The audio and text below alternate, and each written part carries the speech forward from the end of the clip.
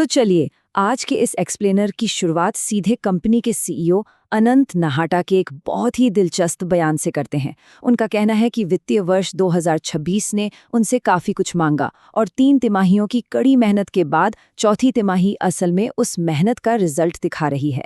देखिए, ये कोई आम सा कॉर्पोरेट स्टेटमेंट नहीं है। ये हमें बताता है कि पर्दे के पीछे जो ज़बरदस्त ग्राउंड वर्क चल रहा था, अब उसके नतीजे दुनिया के सामने आने लगे हैं। तो आइए थोड़ा गहराई में चलते हैं और समझते हैं कि आखिर ये पूरी कहानी है क्या। अक्सर होता क्या है कि फाइनेंशियल रिपोर्ट्स ना बहुत जटिल और टेक्निकल लगती हैं, लेकिन जब हम एक्सीकॉम के इन आंकड़ों को डिकोड करते हैं तो एक बहुत ही कमाल की डुअल इंजन ग्रोथ की कहानी नजर आती है। मतलब विकास के 2 ऐसे अलग अलग इंजन जो आज के समय के सबसे बड़े ग्लोबल मेगा ट्रेंड्स का पूरा फायदा उठा रहे हैं। हम यही समझने वाले हैं कि कैसे ये मुश्किल सी लगने वाली ट्रांसक्रिप्ट्स असल में एक बेहद स्मार्ट और तेजी से आगे बढ़ती बिजनेस स्ट्रैटेजी का हिस्सा हैं। अब देखिए, ये कोई रातों रात खड़ी हुई कंपनी नहीं है। इनकी नींव बहुत मजबूत है। पूरे 30 सालों का इलेक्ट्रॉनिक एक्सीलेंस का इतिहास है इनके पास। जरा सोचिए, 130 से ज्यादा R&D इंजीनियर्स लगातार नए इनोवेशंस पर काम कर रहे हैं। और बात सिर्फ प्रोडक्ट बनाने पर खत्म नहीं होती। 22 राज्यों में फैले 200 से ज्यादा लोगों का एक विशाल सर्विस नेटवर्क है जो कस्टमर्स का ध्यान रखता है। कुल मिलाकर कहें तो ये एक ऐसा सॉलिड बेस है जिस पर आगे की बड़ी छलांग लगाई जा सकती है। तो इस एक्सप्लेनर में हम इन 5 चीज़ों पर बात करने वाले हैं: भविष्य के मेगा ट्रेंड्स, क्रिटिकल पावर का रिकॉर्ड, भारत की ईवी ग्रोथ, ट्रिटियम का ग्लोबल टर्नअराउंड और आखिर में इनका इनोवेशन और आगे का रास्ता। चलिए शुरू करते हैं हमारे पहले हिस्से से, भविष्य को दिशा देने वाले मेगा ट्रेंड्स। इस बिजनेस के पीछे 2 बहुत ही पावरफुल ट्रेंड्स एक साथ काम कर रहे हैं। एक तरफ हम सब जानते हैं कि ईंधन की कीमतें बढ़ रही हैं और एनर्जी सिक्योरिटी की बात हो रही है, जिसने इलेक्ट्रिक वाहनों यानी ईवी की डिमांड को एकदम से बढ़ा दिया है।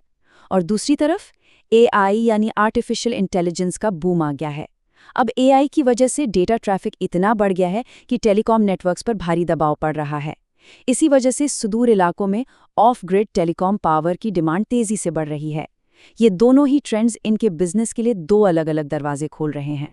अब आते हैं दूसरे हिस्से पर, क्रिटिकल पावर का रिकॉर्ड, तिमाही प्रदर्शन।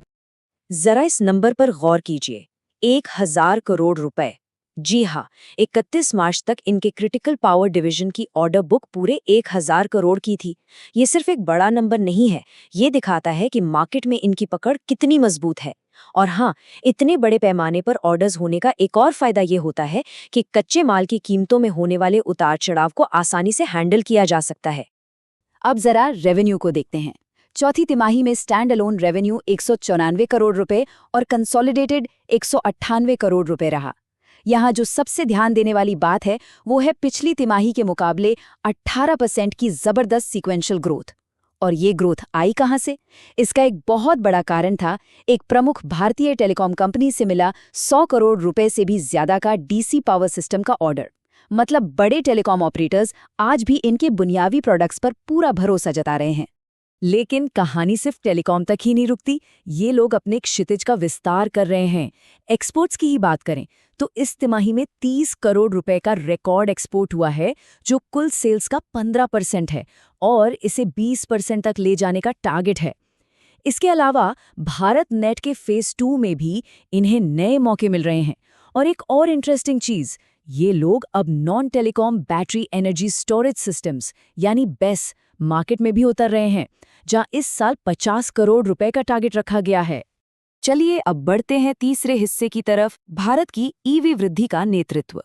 ये असल में इस बिजनेस का रॉकेट शिप है।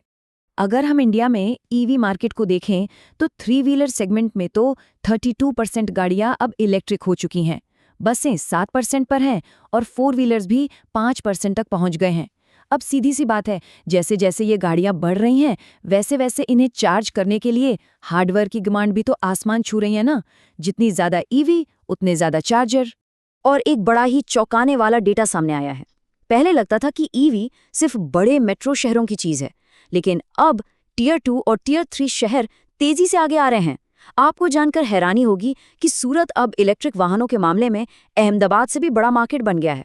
इसका सीधा सा मतलब ये है कि अब चार्जिंग इंफ्रास्ट्रक्चर को देश के कोने कोने तक पहुंचाने की जरूरत है। इस ईवी वेव का इन्हें कितना फायदा मिला? चौथी तिमाही के आंकड़े देखिए। ईवी चार्जर डिवीजन ने 88 करोड़ रुपए का रिकॉर्ड रेवेन्यू हासिल किया है। इनका एक प्रोग्राम है एक्सकॉम 1, जिसके तहत इन्होंने 80 साइट्स सक्सेसफुली पूरी की हैं। और तो और साउथ ईस्ट एशिया में 32 करोड़ रुपए का रिकॉर्ड एक्सपोर्ट भी किया है। मतलब इनका ग्लोबल फुटप्रिंट भी तेजी से बढ़ रहा है। अब बात करते हैं चौथे हिस्से की, ट्रिटियम का ग्लोबल टर्न अराउंड। इन्होंने अमेरिका की एक ईवी चार्जिंग कंपनी ट्रिटियम को एक्वायर किया था और अब उसे वापस पटरी पर लाने की मेहनत रंग ला रही है। चौथी तिमाही में ट्रिटियम ने $10 मिलियन का रेवेन्यू और $10 मिलियन की ही नई ऑर्डर बुकिंग की है।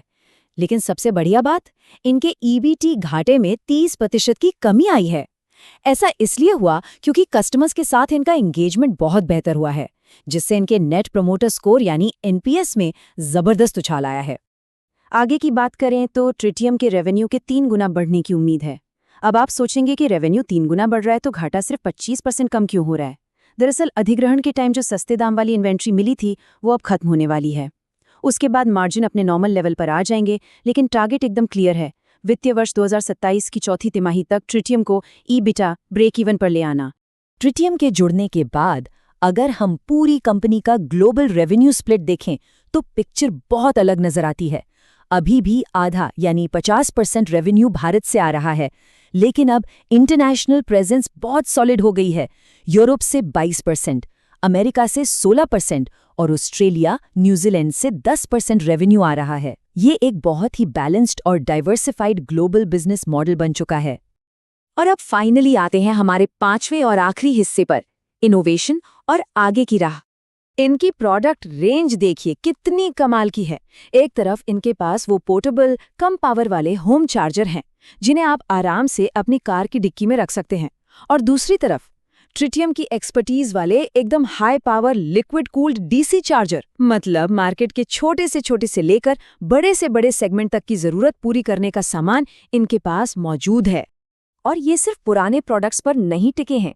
चौथी तिमाही में इंडिया में एक प्रमुख ऑपरेटर के साथ इन्होंने अपना पहला लिक्विड कूल्ड चार्जर लगा दिया है। इसके अलावा इन्होंने एक AI based remote management platform भी बनाया है, जो बिना इंसान वाले रिमोट चार्जिंग स्टेशंस पर 99% अपटाइम की गारंटी देता है। कैपिटल बचाने के लिए रिंग टोपोलॉजी डीसी चार्जर का पायलट रन भी पूरा कर लिया है। और तो और ट्रिटियम जल्द ही 3 नए प्रोडक्ट्स भी लॉन्च करने वाला है। ये सब दिखाता है कि ये टेक्नोलॉजी में हमेशा एक कदम आगे रहना चाहते हैं। तो इन सब बातों और आंकड़ों को देखने के बाद दिमाग में एक बड़ा सवाल आता है। दुनिया भर में ईवी और एआई की इतनी बड़ी क्रांति हो रही है ना? लेकिन इसके असली विनर कौन है? क्या वो बड़े बड़े कंज्यूमर ब्रांड्स हैं जिनके नाम हम रोज न्यूज़ में सुनते हैं, या फिर वो छिपी हुई इंफ्रास्ट्रक्चर कंपनियां हैं जो पर्दे के पीछे रहकर पूरी ग्रिड, पूरा नेटवर्क तैयार कर रही हैं? ये सच में सोचने वाली बात है, क्योंकि फ्यूचर की नींव तो वही रख रहा है जो इसका बुनियादी ढांचा बना रहा है। उम्मीद है इस एक्सप्लेनर से आपको कुछ नया और इंटरेस्टिंग जानने को मिला होगा।